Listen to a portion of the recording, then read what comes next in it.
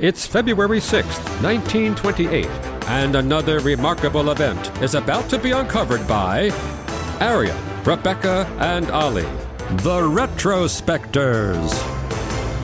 The mysterious woman known as Anastasia Tchaikovsky, who arrived in New York City on an ocean liner from Europe today in history in 1928 to advance her claim to the Romanov legacy, is often cited as the inspiration for the animated movie Anastasia, an assertion which would be more accurate if that cartoon was about an aggressive Polish mental patient who didn't speak Russian and absolutely was not Anastasia Romanov.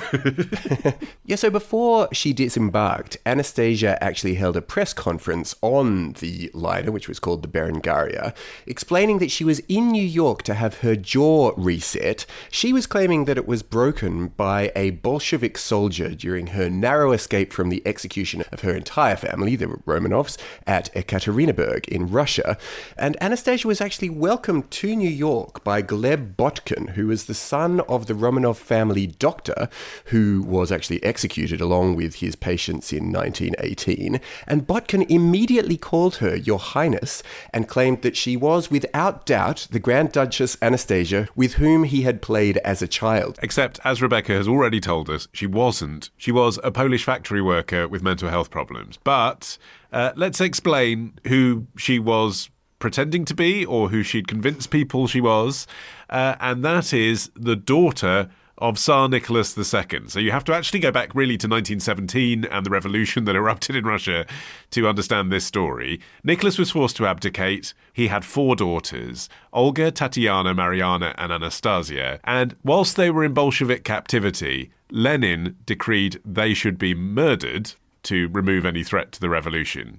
And in the early hours of the 17th of July 1918, the Romanov family and their doctor, as you mentioned, and their 3 servants were awoken and taken down to the basement on the pretext that the house was soon to be attacked, so this was for their security, and a group of guards who'd been given handguns entered the room and murdered everyone, the dogs, the children, the lot.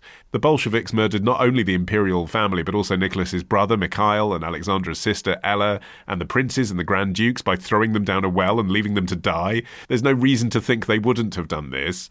But because we're in Russia and information was tightly controlled, only the death of Nicholas was announced, which led a gap in the Russian public imagination. Maybe at least one of the daughters escaped. Yes, so 2 years later, police in Berlin took in a young woman who had attempted to jump from a bridge. She had no ID papers, she was unwilling or unable to give her name, she was foreign, she was obviously in distress, and they committed her ultimately to a mental asylum. And 2 years later there, a fellow patient became convinced that she was Tatiana. And on her release, she started spreading this claim around the community of Russian aristocrats who had sought refuge in Germany. Several then visited the asylum out of curiosity to see the alleged Tatiana. One of these was Baroness Sophie Buxhoveden, a former lady-in-waiting to the Tsarina, Alexandra. She immediately dismissed the claim. And she said this woman, who went by the name Anna, was too short. After this, Anna said she'd never claimed to be Tatiana, which apparently was true. She just conveyed an air of mystery, and thus began the legend that she was Anastasia. Her story, which she then developed, was that she was shot and then bayoneted by her executioners, which explained the scar on her face, and also aligned with the account that had been given by the firing squad. But, crucially, she had regained consciousness to find herself in the back of a farm wagon, where she had supposedly secretly been rescued by one of the executioners, who then nursed her back to health. They even married, and then he was later killed fighting Bolsheviks. Yeah, I mean, at the time of all of these claims, Europe really was filled with Russian exiles, and a number of sympathetic Tsarists liked the idea that there was this woman who both could potentially be useful to them personally if they aligned themselves with her. Then maybe some of the fortune that she was due to inherit, if she did turn out to be a Romanov, would come their way. But also politically, there was unquestionably also this ongoing hope that maybe the Bolsheviks might stumble and collapse and there may be a Tsarist return. Well, this is it, isn't it? You have these 2 parallel hopes in the face of contrary evidence. The evidence that she was Anastasia was it basically boiled down to, when she spoke English, she spoke it with a Russian accent. That's it. Not that she spoke Russian. Good enough for me. She didn't speak Russian. Yes, there wasn't that much evidence on the surface, it's true. But despite this, Berlin officials not only released her from the asylum, they actually issued her temporary ID papers under her new alias of Anastasia Tchaikovsky. And the claim didn't get off to the best start. The first string of visitors who were personally acquainted with the Duchess, including her aunt, her former tutor, and her nursemaid, all refused to endorse this claim. It finally started to take off in 1926 when she was in a sanitarium in the Alps being treated for TB. There she was visited by Tatiana Melnik, who was the sister of Gleb Botkin, and their father had been the Romanovs' personal physician. Melnik was the first big name to endorse her claim. She fully accepted that her physical, mental trauma was the reason that she couldn't speak Russian anymore and why she only had hazy memories of her early life, which, to be fair, Melnik helpfully filled in with a lot of useful details. Yeah. And it was around this time also that her brother, Gleb, who was living in the US, started drumming up interest in the case. He was a novelist and an illustrator, and he used his storytelling talent to get these stories in the press and really capture the public imagination. But it was also around this time that a private detective who had been hired by the Tsarina Alexandra's brother, Ernest Louis, the Grand Duke of Hesse, declared that he had uncovered her true identity. Yeah, so the investigator announced after this long inquiry that the woman in question was, in fact, Franziska Szankowska, who was a Polish-German factory worker from Pomerania who had disappeared in 1920. And apparently Szankowska had a history of this mental instability that keeps sort of recurring throughout her life and had been injured in a factory explosion in 1916, which accounted for those scars on her body.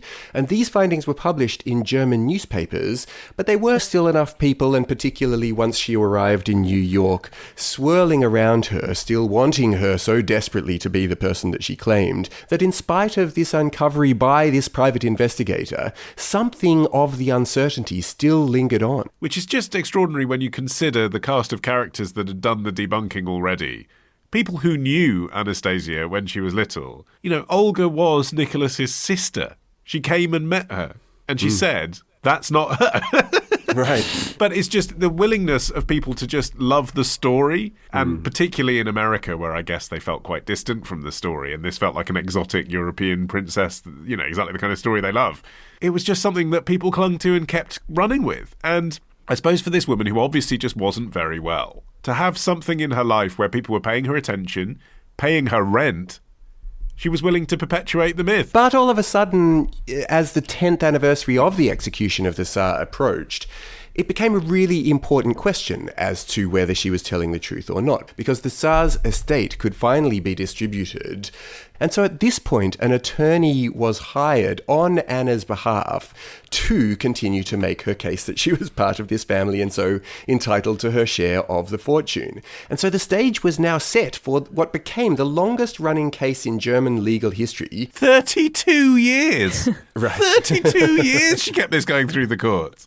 To get some money, which, by the way, as it turned out, probably didn't exist. There was no Romanov money stashed in bank accounts across Europe for her to claim, even if she had been Anastasia. Her mental state, always tenuous, started to decline further. In one episode in 1930, she killed her pet parakeet. Another one, she ran around New York rooftops in the nude. Ultimately, a New York court committed her to an asylum. They apparently had to break down the door with an axe to actually get hold of her. And in 1931, she was released and returned to Germany. Yeah, and during the war, Anna was supported by German aristocrats, and when the area that she was living in became part of the Russian occupation zone, a German prince helped her across the border to the French occupation zone, and there Anna became a recluse and lived alone with 60 cats, until finally in 1968 she left Germany and returned to the US. Yeah, courtesy of Gleb Botkin, he came to her rescue again. He brought her to Charlottesville, Virginia, where he lived, and even managed to arrange a green card marriage to his friend, an eccentric history professor called Jack Manahan, which would enable her to remain in the country. Manahan was actually a perfect match. He was also a reclusive, animal-hoarding delusionist. He called himself son-in-law to the Tsar. And then finally, in February 1984, she died of pneumonia in the US. And died, therefore, still, with her supporters saying she was Anastasia, she herself still claiming to be, not knowing that there would be evidence that would prove that she wasn't. But there was evidence, and it came after she died, because while she was alive, she'd had some surgery in the US, and by some miracle, they'd managed to keep like a slide of her bowel or something. They were able to compare that directly with the living relatives of the Romanovs, specifically Prince Philip, who gave DNA so that they could test whether there was anything to the story. And it was shown that she had absolutely no connection at all to any Romanov DNA. In the intermittent period, there had been a boost to the myth as well, because the grave of Nicholas and his children was found in the 1970s and exhumed after the collapse of communism in 1991, but 2 bodies couldn't be accounted for. And this perpetuated the myth for a while that, those are the 2 bodies. It must be Anastasia and Tatiana. And, it must be that the story was right all along.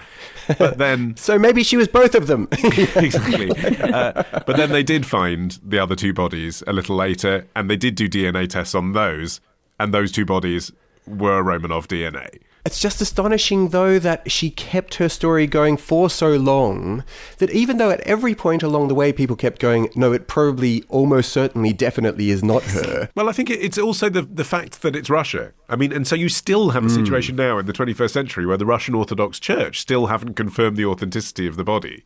So there's still a question mark over it because of the way that information is handled there. Yeah. Yeah, forget about the DNA test. Come back to me when the Russian Orthodox Church is confirmed. Tomorrow. He knew how to fall over and not hurt himself, but still that doesn't prepare you for being hit from behind at 20 miles an hour, does it? Yeah. Ditch the ads and get a Sunday episode when you join Club Retrospectors. Patreon.com/retrospectors.